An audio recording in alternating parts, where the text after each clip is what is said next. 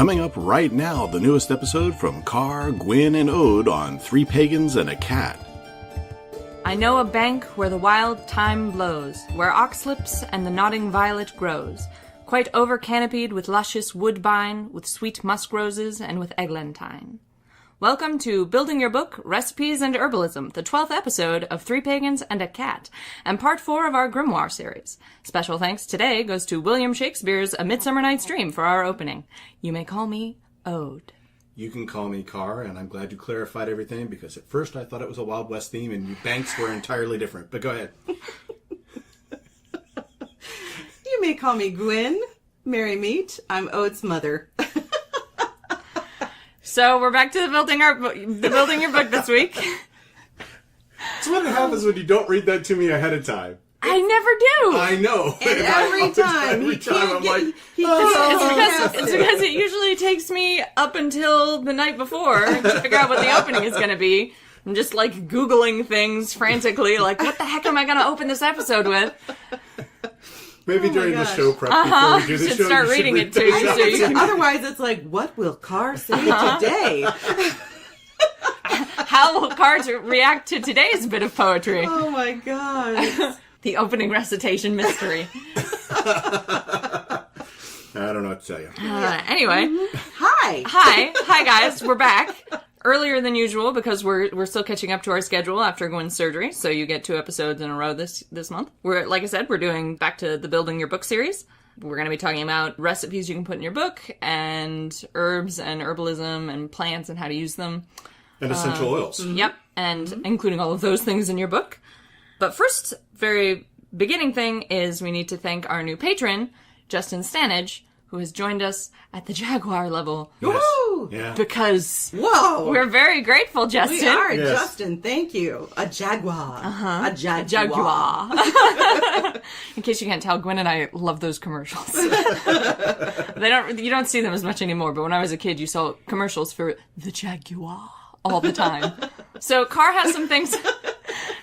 Additionally, Carr has some things he wants to talk about at the top of this episode, to get radio terminology again, before we get into the meat and the nitty gritty stuff that we have prepared. Right.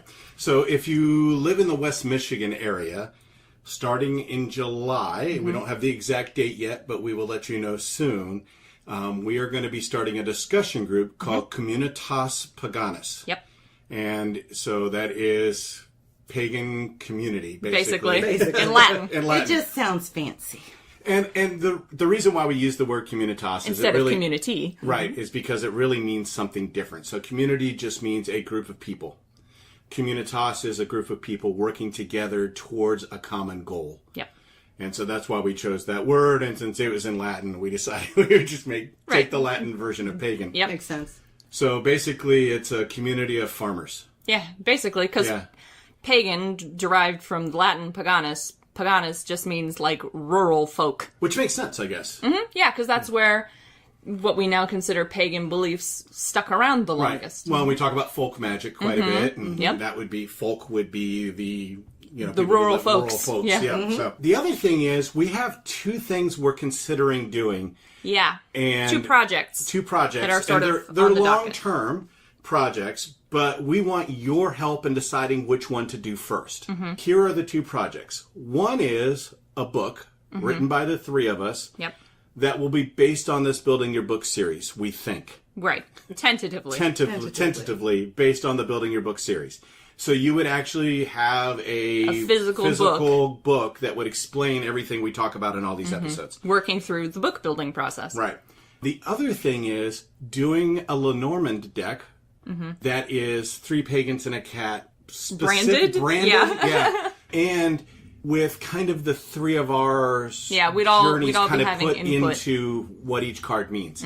So those are the 2 things. A book, tentatively based on the Building Your Book series, or Lenormand cards based on our past. The 3 pagans experience. Right. So help us. Go onto our Facebook page at 3PAC. That's the number 3, PAAC. And you can just send us a message there letting us know which one of those you would be more interested in. Actually, I'll put up a poll on the page so that you can choose Yeah, so you can just do a quick... based on, tentatively, the Building Your Book series.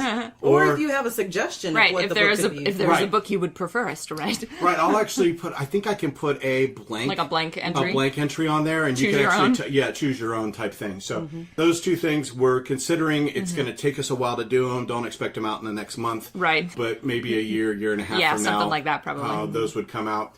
So that's it. That's where we're at with those things that I wanted to cover at the beginning, I believe, right? Yeah, I think so. Boom. So just, engage with us. Let us know what you want from us. And now we're going to get into the regular part of the episode where we cover the content. And now back to your regular programming. Thank you, radio voice car. So the first thing we're going to do is define what a recipe is, because this is one of those subjects that, it's a word you use so frequently you don't really think about it. Right. So a recipe is, very simply, a set of instructions intended to lead to a particular outcome. Right. Which means it actually covers a lot more than you conventionally think of a recipe being. That's true. Because I think of a recipe as being food mostly. Right. And I think that's what most people tend to think. You think recipe, you think food. Now more people are starting to think, tea blends, essential oils. Well, I think you could take it in all kinds of ways. I mean, there is, the way you make cement. Yeah. Is basically it's a recipe. It's a recipe for cement. Cement, right, yeah. So, recipes are used a lot in our everyday lives. We just don't think of them as recipes. Yeah, and the point is just to have a set of consistent instructions that you can use to get consistent results. Right. Exactly. So, and that is equally important in your magical tradition. Absolutely. Yes. Probably more important, I would think, in your magical tradition. Especially because anytime you do magic of any kind, there's just sort of an element of randomness to it. Right. Of not guaranteed. So the more consistency you add to the process, the likelier you are to get the desired result. At least that is my stance on it. Gwen's giving me kind of a look like, what do you mean it's not a guarantee? That just comes down to philosophy. Right. Which, we don't need to get into in this episode. Again, yeah. For the umpteenth time. So that's what recipes are, and the reason, that you want to include them in your book, aside from the fact that grimoire just means a book full of recipes. Basically. Originally, is just so that you can have a collection in the place where you're most going to need it of all your sort of magical tools. Well, and that's when we talked about, I think in the beginning of with building your book and what is a grimoire and what is a book of shadows, I am specifically building a grimoire because it does have all of my recipes and the instructions for various types of rituals and things that I would use, rather than my spiritual journey listed in it, because that's what it is. Essentially, it is a recipe book. Right. And it's especially nice to have recipes for those things you use very, very often and very, very frequently that you're going to run out of a lot, so that you don't have to constantly be going to your local magical menagerie to pick it up. Right. If you can learn how to make these things yourself and learn how to make them to your satisfaction or to your specifications, you'll have much more... You'll have more success, you'll save money. Right. And so you get more specificity, at least, if not more power directly from the ingredients that you have composed yourself. Absolutely. Right. Because, I do agree with that. Especially because if you have correspondences with something personally that are not standard correspondences, you can include those things in your recipes. You can modify a recipe that you find to include something that has a personal correspondence to you that you might not be able to find in that product at, your local pagan store. Right. And also, it's the same anytime you use a recipe. The more you use it, the more you become familiar with it, the more it becomes a part of you, and you can just do it off the top of your head. And I think that stands not only in just traditional cooking, but in magical work as well. Yep. I think there's 3 different ways that you can do recipes, too. Okay. It can be a recipe that you come up with. Right. Right. It could be a recipe that is either in a book or handed down. Yeah, passed down to you. Right. Or Inherited it could be knowledge. like Magnolia Reigns. Yeah.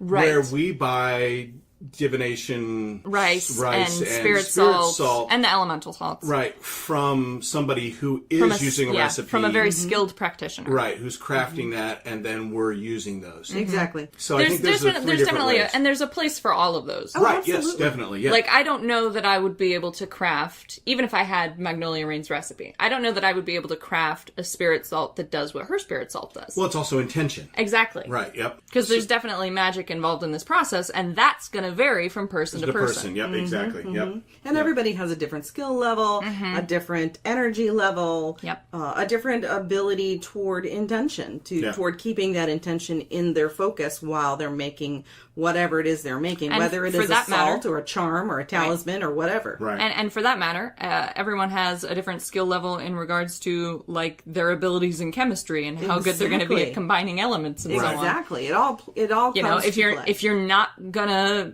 be able to do that to your satisfaction, then buy it somewhere. Yeah. Just make sure you get it from a skilled practitioner that you trust. Yep. Exactly. And do remember, practice does make perfect, I guess you could say. Well, not always. To a degree. Everybody can increase their skill level, but there is never any reason why you can't go to someone who is more skilled than you. Right.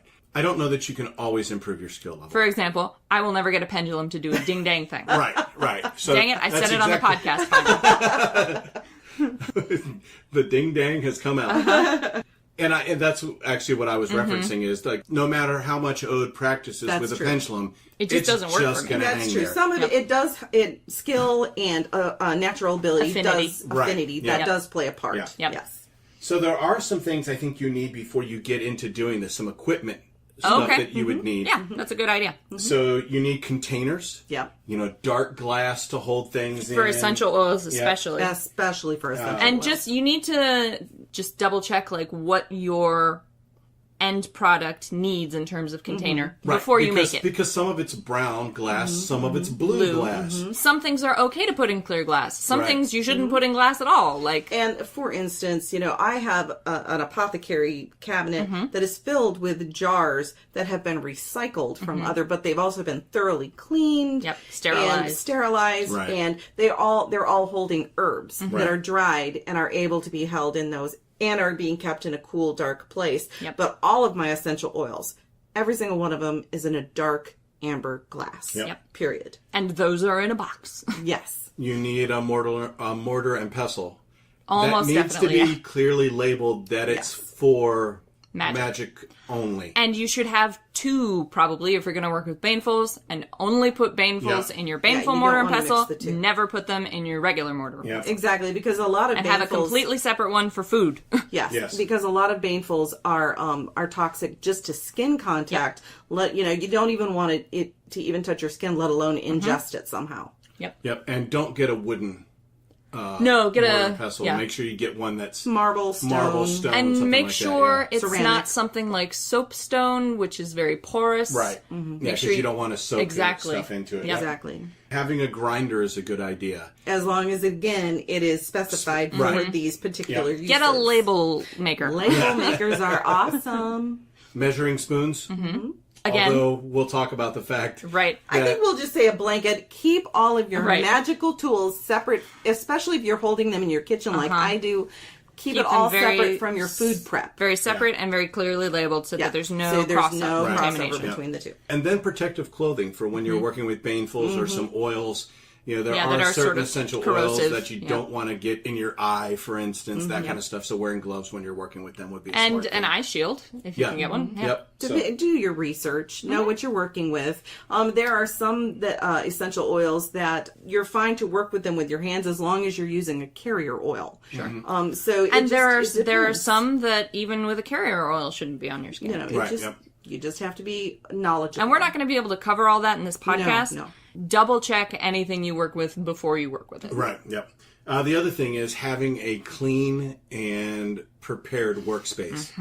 Don't just I can make it work in this little tiny area. No, clear yourself space because it's going to take way more space than you think it's going to take in order to do it. Yeah. Just like cooking. Exactly. I know this because I have a tiny kitchen, and right now that is where I have to do everything. Yeah. Part of that is that you want to make sure you don't get any contaminants, any accidental outside intervention in your process that might screw it up, especially when you're working with really specific stuff like essential oils. Yeah. And part of that is just for spiritual cleanness. Yeah. It's a good idea to when you clean your space before you do any, ingredient prep work and stuff, to also just do a spiritual cleansing and just clean out all the psychic gunk and, because you are doing magic here. Right. Even the simplest recipes that seem just sort of mechanical, you're making a magical product for a magical purpose. Right. So you're doing magic. Right.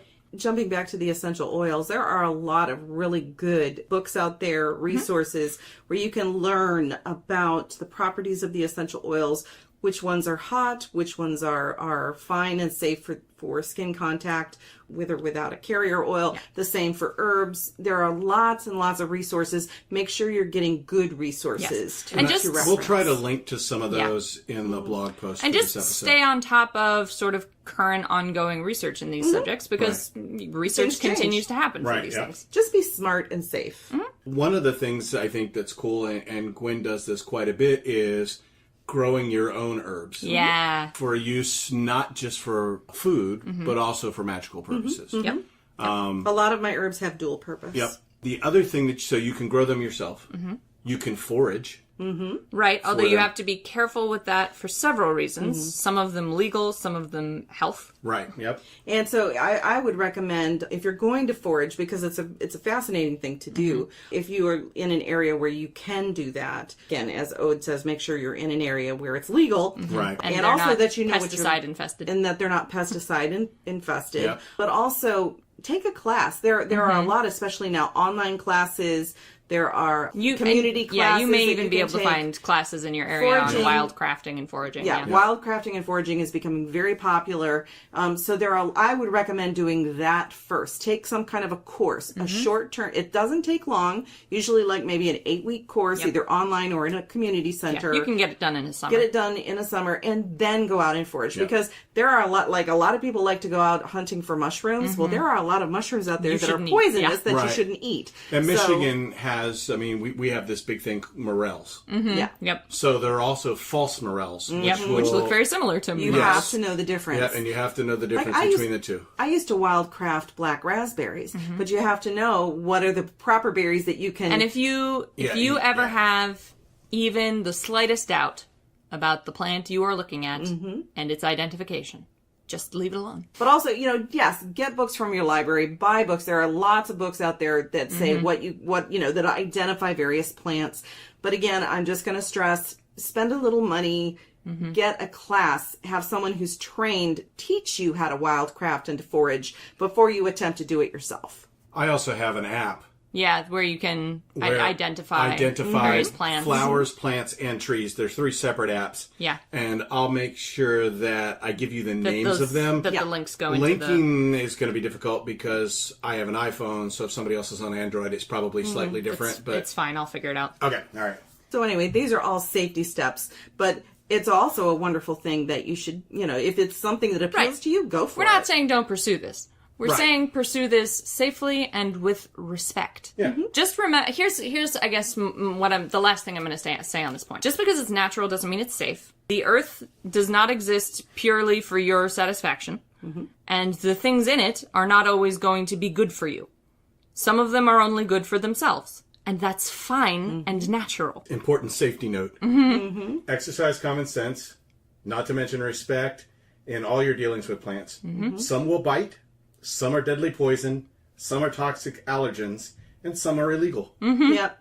So you have to know which all those things are. And that kind of goes into herbalism, too, in that even there can be a plant where part of the plant is safe to use and fine, but other parts are not. And you need to know which part that you can touch with your hands, which you need to use with gloves, what is edible, what is not. And the last point I'm going to make, before we move on to some other more interesting things. Sorry. The last point I'm going to make is some things are fine for you to touch and eat and, involve yourself with in terms of your health, but not in terms of the plant's health. Yeah. There are plenty of plants out there that are on endangered watch lists So that have been over-harvested and have difficulty being wildcrafted, and every person who gets some is endangering the life of that entire species. White sage is an endangered plant. The proliferation of white sage in pagan stores is not always ethical. So, you need to know what plants it is ethical for you to use in addition to what plants it is safe for you to use. Correct. Yep. So I thought I would cover really quickly 3 of what I guess are sort of the like standards that you'll find in a lot of witches' books. Okay. The first one that I'm going to talk about but not describe really is flying ointment, and Gwyn will probably have some things to say about this. Traditional flying ointment is intended to improve astral travel and prophetic dreams and psychic development and that sort of thing. But it involves the use of, in most recipes, several baneful elements, which are extremely dangerous. So for safety and ethical reasons, I will not be describing flying ointment's creation here, but there will be a link in the blog post for this episode to a very thorough article that discusses flying ointment and the safe use of banefuls in it. There are ways for you to get a hold of recipes. That is true. They're online. Scott Cunningham's Incense Oils and Brews, although he does not recommend it. I don't even understand why he included it. I think it was the history of the fact that there is a flying ointment, several out there, but they do include a number of baneful herbs, including belladonna. Yes. He has a big, huge, do not use this. It's just for your, just for curiosity alone. But there are various safer versions of flying ointments that are out there that, my argument is that these are not flying ointments, traditionally. They are divination ointments, and there's a difference between them. This is true. So if you have a divination ointment that you'd like to share that's safe for use, that's, I mean, you can share one of those if you like. I just don't want to share a recipe for a traditional flying ointment. I don't even use flying ointments. Right. You do have a divination oil that you use. I have a divination ointment that I've created myself that I use. But what I'm saying is if people want to look into that, they can, but do be very, very careful. And I know that there are some flying ointments out there for purchase that do use belladonna in it. Right. Just always approach these things with caution because you can very easily poison yourself if you don't know what you're doing. Yeah. I strongly recommend reading the article I'm going to link before you even consider using or creating or purchasing a flying ointment. Agreed. Modern or otherwise. I mean, the modern ones, the quote-unquote modern flying ointments that don't have any of the baneful elements in them should be perfectly safe. Whether they're effective is another subject entirely, but especially if you want to use a flying ointment that has a baneful element in it. My position on banefuls is not that they should never be used, just that they should be used with great caution. Yeah. So I feel like this episode should just be called the caution episode. I know we have bringing up a lot of caution. We just we want people to be safe and people have a tendency, and I'm sure none of our listeners have this tendency, but people in general have a tendency to, when they're dealing with plants, assume this is natural, ergo healthy, and thus essentially harmless to me. Right. And that is just frankly not true. Okay, so the other two, after flying, you were going to cover 3. Yeah, so the next sort of basic recipe I'm going to cover is Florida water, which you may be surprised to learn has no water in it, because it is technically a cologne. So the base for Florida water is just alcohol. You could use rubbing alcohol, although that's got a very strong scent. Vodka, 100 proof vodka, if you can get it, is what I have seen as you can get it. Yeah, I know. Well, if you can afford it, is what I have seen as the preferred base for homemade Florida waters. And then you can make Florida water with either the oils of these herbs I'm going to list, or with the actual herbs, and then you strain them out of the resulting tincture when it's finished. Right. But so you would use lemon and orange peel, lavender, clove, rose, bergamot, pine needle, lemongrass, lemon balm, jasmine, and bay leaf. In whatever seems like the appropriate amounts to you, because Florida water is one of those recipes that is very much a figure it out when it's a pinch of this, exactly, a dash of that. When it's done to your satisfaction, it's done to your satisfaction. I do have a recipe for Florida water. It's like my great grandmother's chocolate cake, right? Mm-hmm. And thus unreplicatable. Right, exactly, exactly. Which I've tried. Yeah. So Gwen has tried several times to make this cake, and it is never. I love it. We just will never have it. And that's one of the important things to note about this is that even if you have like a skilled teacher who passes a recipe down to you, the chances of you recreating it perfectly, slim to none. Yeah. This is true. So embrace the fact that your recipe will be your recipe. Yep. and not your teachers, and that your students will never be able to perfectly replicate it either. Right. They're very much standards. They're standard recipes to have. You can find them anywhere. You can, basically what I did is I got some ideas from Scott Cunningham and created my own. Yeah. You go with what feels right by following a recipe and being smart about it. Eventually, essentially, you'll make your own recipe. Exactly. Well, and that said, I mean, we have Florida water in our cart from Magnolia Rains. I was Because gonna say, I trust her to make some good shit. Some good shit, right, yeah. So our trust level is significantly very high. Yeah. With the box of rain on Etsy, and so because we've gotten products from there, right? Yep, and we know it's the good. results have been so good, right. You know, Another shout out to Box of Rain. Go check it out, Etsy. Because apparently we're now going to shout out Magnolia Rains in every episode, Pretty much. REIGN. Box of Rain, Etsy. like kingship. So And the third one, and the third recipe that I'm going to cover is very similar to the Florida water recipe in that it doesn't have any amounts. It's you'll know it's done when it's done. Right. But it's for war water, which interesting, is a hot mess of a product. So it's traditionally made with swamp water, pond water if you can't get swamp water, and storm water if you can't get either, but swamp water is preferred in traditional hoodoo circles. And then iron nails that are inclined to rust, so you want to make sure that they will rust or are already rusty. Yep. When you put them in the jar. Spanish moss, if you can get it, because it will speed up the oxidation and create a horrifying black tinge to your war water. And then any other hot, bad shit you would want to feed to your enemies. So pepper, sulfur, wormwood, snakeskin, anything that you wouldn't want to eat, but you would love to shove in your enemy's face, put that in your war water, and then just let it sit for a good long time until it feels hateful.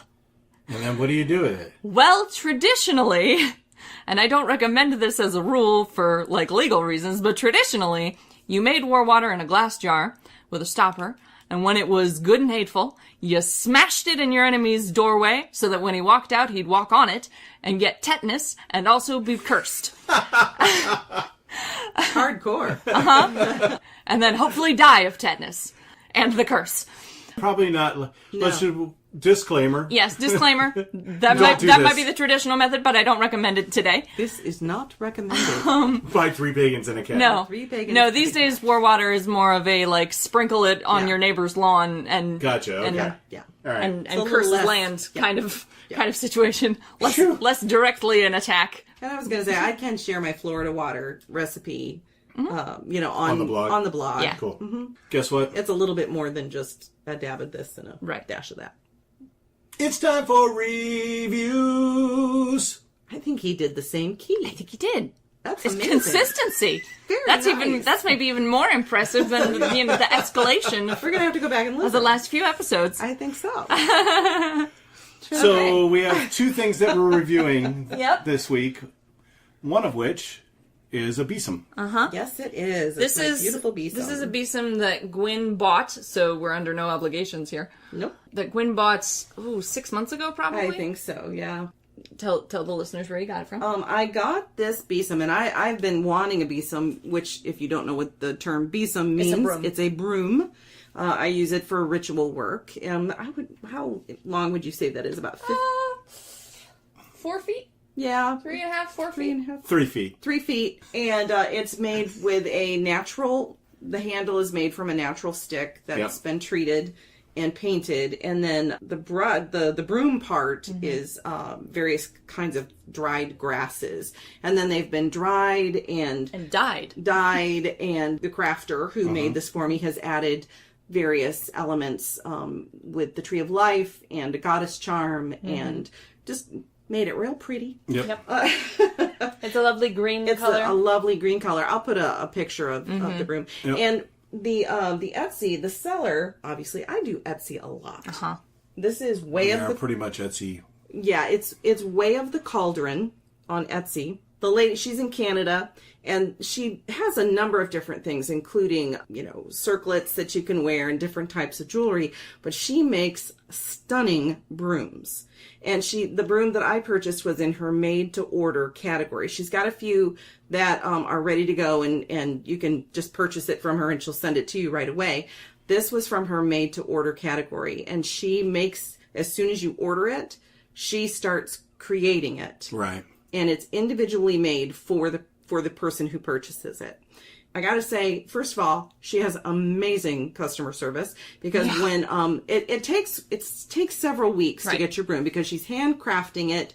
She is order, essentially to order to as close to the picture that is on her site as she can get it. And the one she sent me was identical to the picture. Illustration. It was exactly what I wanted. Example. Right. But when it arrived, the handle was broken. Yeah, it was cracked. It was cracked, like nearly in half. Yeah, it was very bad damage. Down by the bottom. And she had packed it very, very carefully. Yep. But when we got the box, there were holes. It was dented. I mean, this poor thing had been through the ringer.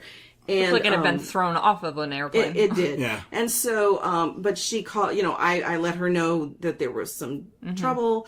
And, she just bent over backwards. We had a couple of phone calls. But that's my other thing, is she not only makes very high quality products. I absolutely love this broom. It's a beautiful broom. It's a beautiful broom. It has a wonderful energy to it. It came, as soon as I picked it up, I was like, this is my broom. This is exactly what I ordered. I was thrilled with it, even though it was broken. As soon as your broom is ready, again, it's a good 2 to 3 week process to create this broom and get it shipped to you. But once she gets it shipped, she is in good contact with you to make sure you've got it, make sure it's exactly what you wanted, that type of thing. So I highly recommend, it's Way of the Cauldron. It's on Etsy. If you are looking for a besom/broom, this is the seller I recommend, because I looked through a number of different sellers, and she's very creative. She's got these, 3 to 4 foot brooms, as well as tall ones that are for hand fastings that are a normal sized, like 5 foot broom. I highly recommend it. And then the other thing we wanted to cover were some teas, and partly because you can make your own teas as recipes. But again, as we talked about, you can buy things that are made by people who you have trust. Much more skill than you do. And so skilled creators. Gwen uses a particular brand of tea that you can buy at the grocery store. Yep. That is crafted very well. So go ahead. That would be traditional medicinals. And I have tried a number of herbal teas over the years. There are a lot of really good brands out there. I have found, though, that traditional medicinals is the most effective that I have used. They are very potent. They are not just herbal teas. They are herbal supplements. Yep. So you do want to use them. Make sure that if you're on any kind of medications, make sure there's no contraindications. Talk to your doctor. Talk to your doctor. Say, hey, I want to try this herbal tea called lemon balm. It's good for stress and anxiety and that kind of thing. All of their teas are blended by trained herbalists. And they are very, very effective. You'll want to use them according to the directions. Yeah. With most teas that you make, you'll be familiar with probably steeping for 3 to 5 minutes, because that's about how long you can. That much. Some are just a minute. Exactly. Depending on the tea. If it's like a mild green tea or something. But a traditional medicinal tea is steeped for 10 to 15 minutes in most cases to get the full extract. So. Exactly. And for instance, Cara is looking at the samples that I brought out. I have a whole cabinet full of traditional medicinals. We used to have many more. We need to stock up. Like, for instance, we have chamomile with lavender, which is really good, again, for relaxation, for if you need something to help you sleep. Lemon balm, which knocks Gwen right the hell out. If I do the 15-minute steeping, it's very good for anxiety, for any kind of, if you're really anxious about something. Lemon balm is really good for just helping you calm your nerves. Smooth Move is exactly what it sounds like. It's for digestion. It's a laxative. It's a laxative. Let's not mince words, but it's a laxative. I thought it was like a 70s thing. No, it is a laxative. So definitely, if you get Smooth Move, make sure you use it according to the instructions on the box. Then we also have roasted dandelion root, which is a digestive aid. Yep. And then of course there's ginger, there's peppermint, there's a whole slew of different kinds of tea blends. You will get a very strong tea out of a traditional medicinals tea bag. It is a very good, very strong. So these are the ones that I recommend if you are looking for a tea that can also be an herbal supplement. I've also used some that, if one of my spells requires something, she just opens up I just opened up a bag of traditional medicinals because I know it's also a very high quality tea. Right. They're all organic. They're all non-GMO. Yep. Some of them are fair trade, not all of them. Yeah. You can check that. Yep. It actually has, that's what I was looking at, is it actually has the labels right on the front of the box. Yep. So, I know that the chamomile and lavender is fair trade. I also know from reading the side of the box that it comes from farmers in Egypt. Exactly. So it tells you everything you need to know. It's USDA certified organic. Yep. Exactly. So that's our second product that we are. Yeah. And you've used it as well. Yeah, I use the traditional medicinals as well, and they're very high quality teas. Very like I said, they make a very, very strong tea. You can, if you have one of those like enormous mugs where like if you use a normal tea bag, you're like, well, this will make a weak tea. You will not have that problem with traditional medicinals. That's you true. can make an enormous mug of tea with one bag of traditional medicinals. And you can and they have things like rose hips and just all kinds of different types of tea. They have green teas, they have black teas, they have herbal supplements. I mean, it's just good stuff. Quality. So very high quality. So if that's what you're looking for, traditional medicinals is what I recommend. Yep. And that's it for the reviews. Excellent. Nice. Consistent again. Thanks. I appreciate that. At least I'm doing something right. I may suck at the rest of the podcast, but I get the reviews intro and outro down good. You kind of slipped into radio voice again there. Yeah. Sorry. That's okay. But into like dramatic reading radio voice. That's true. And down good instead of down well. I don't know. Whatever. I wanted to cover some of the different things that you can make. Right. That are not traditional, like what we traditionally think of as recipes, right, yep. but are essentially. So the crowns and garlands that you two love, right? Yep. There's a way to create them that they have a purpose. Yep. Right? So Systematically, yep. So that's one of them. Potpourri, sachets, pillows, powders, string herbs, all of that kind of stuff. Incenses, if you want to make your own incense. Gree. Yep. Yeah. Essential oils, obviously, we've talked about. Salts.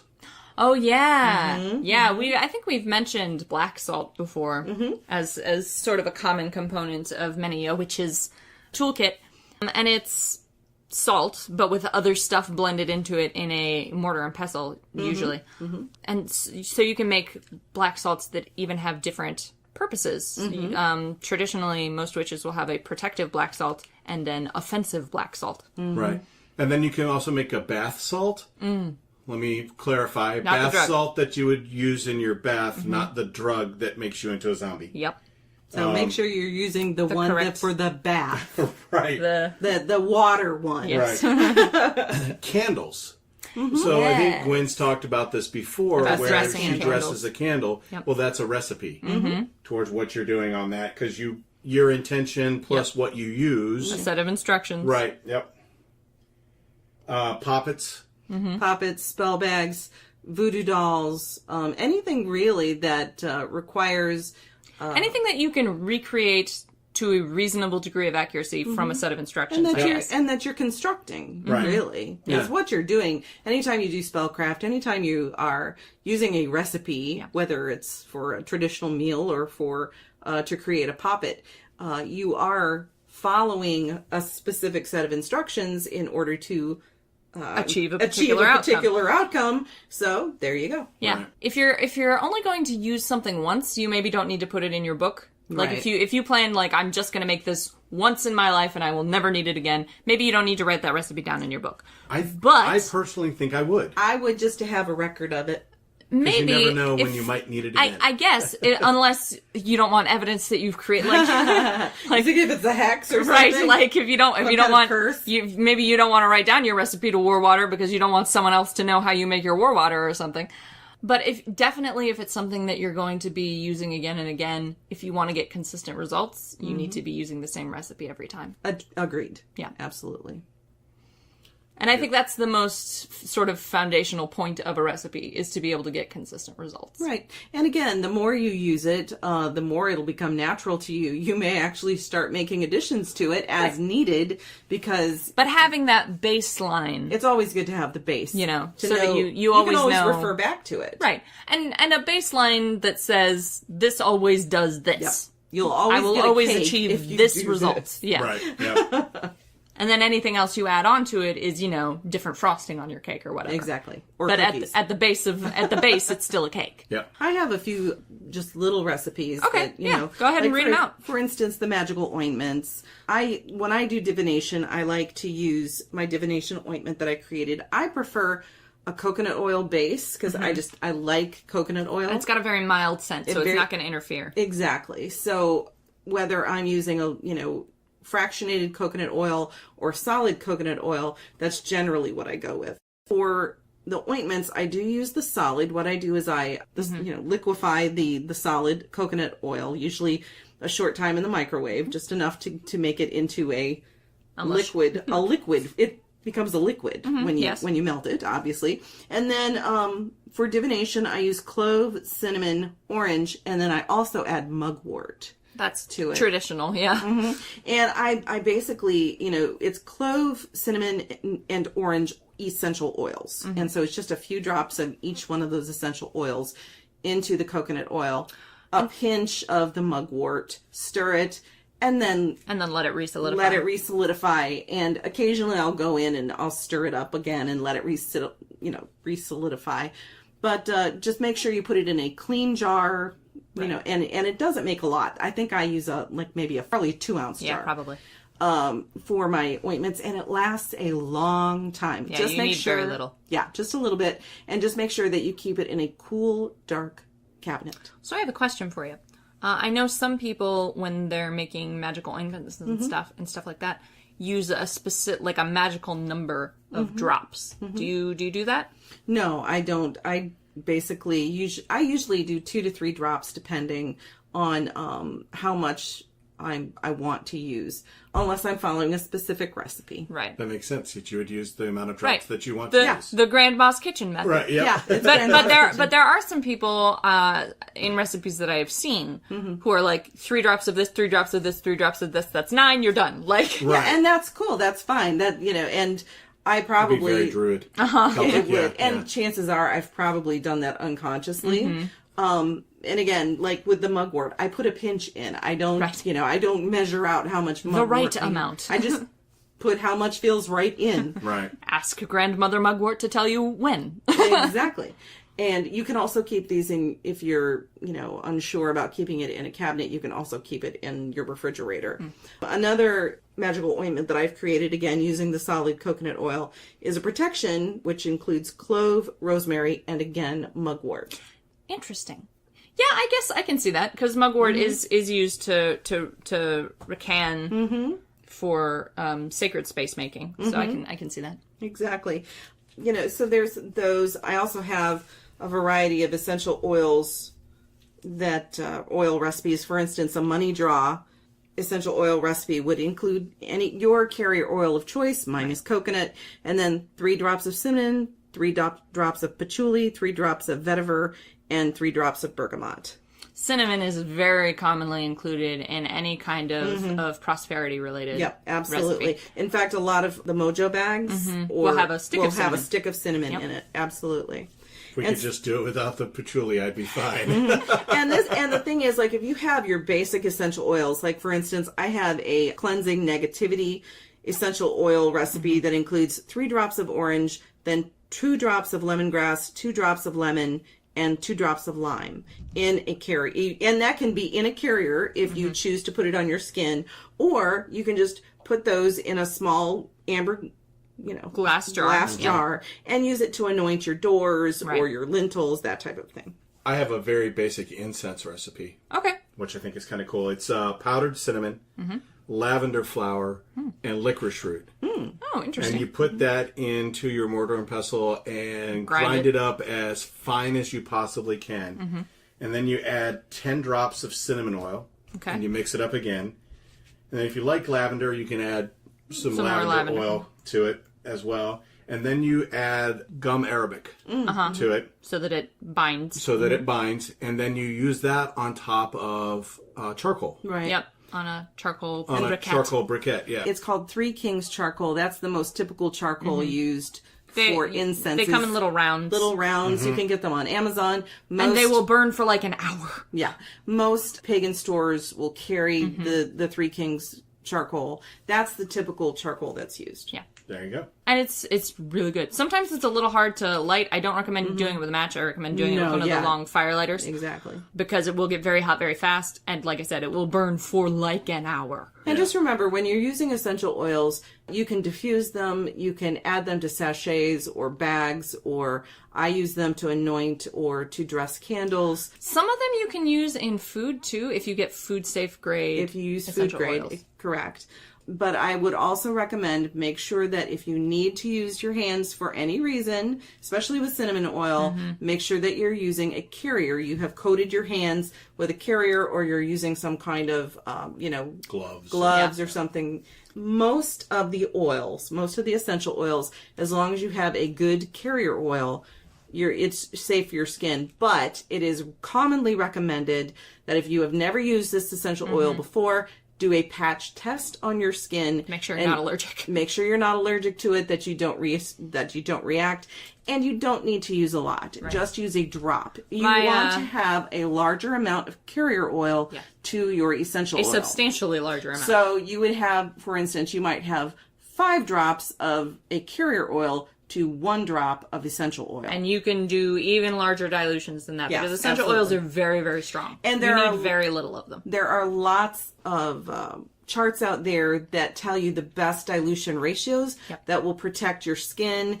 And also, never put essential oils like in your nose, in your eyes, in your ears, anything like that. No contact with the mucous membranes. Exactly. And of course, if you are going to be diffusing it, you don't have to worry about that as much. Right. But sometimes you do have to be careful with inhalation. Yes, and the amount that you use in the diffuser. You don't want to over diffuse. You really do need, just as a general rule, very little of any given essential oil. 1 or 2 drops will pretty much do you for most circumstances. Exactly. Just use common sense, use your resources, see what works best, and make sure that you're not sensitive to any of the oils that you're working with. Yep. And sometimes there will be oils that, I can't remember what it is, but I know there's an oil that, when applied topically, increases your sensitivity to the sun. That is usually any of the citrus oils. Yeah. So orange, lemon, lemongrass. And, so you don't want to put that on any skin that's going to have direct sun exposure. For extended periods of time, yeah. Well, or even for relatively brief exposures if you use enough of the oil, because it increases your sensitivity to the sun and can increase your chances of skin cancer or just straight up sunburn. Yeah. So you do want to be careful with anything. And that goes with, herbal supplements as well. St. John's wort. It causes you to be more sensitive to the sun. So you would want to make sure that you are using... Yeah, you want to make sure you're using protection, sun protection, sunblock, wearing long sleeve shirts or hats or parasols. Parasols, things that will look like a fancy Victorian lady. That's right. Things that will protect you from direct sunlight. And so that goes with any time you're using anything. Right. But what I'm saying is just that sometimes there are unexpected side effects. Yep. And so you got to do your research, because you're not going to necessarily just it's not going to occur to you off the top of your head, this particular oil will make me more sensitive to sunlight. That is why I always stress, if you are going to use essential oils, herbs, whether you're growing them yourself, whether you're buying them in teas like from traditional medicinals, whatever you do, wherever you're getting your essential oils or herbs from, have your resources available either online or in books, and know how to use them safely and properly. And there's a lot of information out there. And don't just use one source, because there's also a lot of misinformation out there. And most of it's, not badly intentioned. It's just mistakes. Yep. Right. But double check all of the materials you use against other unrelated materials, just so you can be extra sure. All right. Anything else we need to cover? I wanted to briefly cover family recipes. Sure. Just because sometimes, especially since very few of us are 2nd or 3rd generation pagans, most of us are just beginning the path on our own. That's right. And again, a reminder. You're right. We're all fresh, experts. Shiny, new amateurs. You probably don't have a family book of shadows that you can draw on. Right. But what most people have somewhere in an attic is a book of family recipes. Yep, absolutely. Just for food. And those can be modified or adopted for magical purposes or for ancestor honoring purposes. Carr the other day, or not the other day, like a couple of months ago, made something that his grandfather... For one of the Sabbat celebrations. Yeah, for one of our Sabbats, made a recipe that he learned from his grandfather. I forget. The beef Wellington? Yeah, I think so. Oh, yeah. He made a recipe that he learned from that his grandfather taught him how to make. During, right before Yule, I think, or during Yule. Yeah, something like that. So he made that, and it was, it was meaningful to him because it was something his grandfather taught him how to make, and it was meaningful to me because, I honor my ancestors, so I could put some of the thing that my great-grandfather taught my father how to make on the ancestor altar as an offering to him and to my other ancestors. And I'd love to pass down my recipe for mushrooms menage a trois to you, but you won't eat them. I won't eat them, but I'll learn how to make them and put them on the altar. Give them to our son. He'll eat them, yeah. He's a cook. Yes. So even if your ancestors or your family members didn't, write these things down intending for you to use them magically or reverently, ritually, you can still use them for that purpose. You just have to go into it, when you're making it, saying, okay, I do this in honor of. Mm-hmm. Right. Yep. I do a lot of times when I'm cooking, especially if it's a meal. Yeah, you got some kitchen witch tendencies. I do. When, for a holiday, for a ritual, a lot of times as I'm cooking, I will be stirring, I'll stir my pot diasil, and I will infuse it with love. I will infuse it with love and family and, remembrance, that type of thing, honoring our ancestors as I'm cooking. And so basically you can turn any activity into something that is magical. Yep. Right. Yep. One other thing that I thought was amusing while I was doing my research was I discovered a bunch of edible flowers.